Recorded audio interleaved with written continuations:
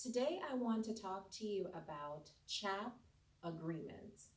So, CHAP agreements are contracts for housing assistance program.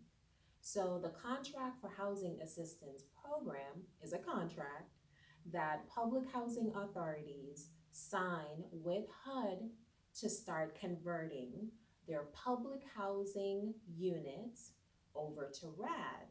And RAD is the Rental Assistance Demonstration Project.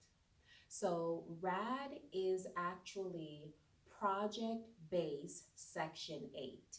So, that means that the housing authority converting their units over to RAD will be able to update their public housing developments and units, especially the ones that have been dilapidated, run down, needs upgrade, renovations.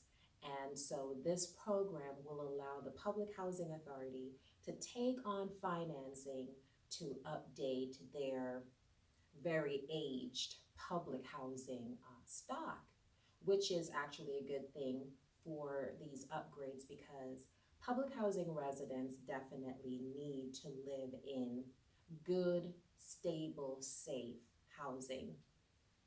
However, one of the issues that I want to highlight about CHAP agreements and about RAD is that once the Public Housing Authority signs that CHAP agreement, they are no longer eligible for capital fund grants and also supportive services grants. So, no more capital funding, no more supportive services grants. So, as you know, I'm a grant writer, and now a lot of my day is talking to current clients and potential clients about the fact that the CHAP agreement that they sign for that development or for those units prohibits them from applying for available capital funding um, for their units or for their developments. So that money is no longer available to them.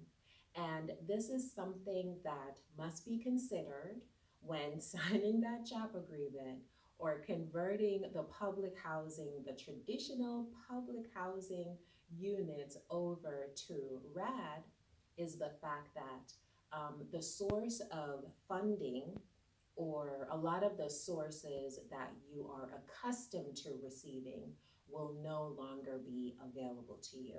So make sure you consider this when thinking of converting your units over to RAD, which in some aspects is actually beneficial.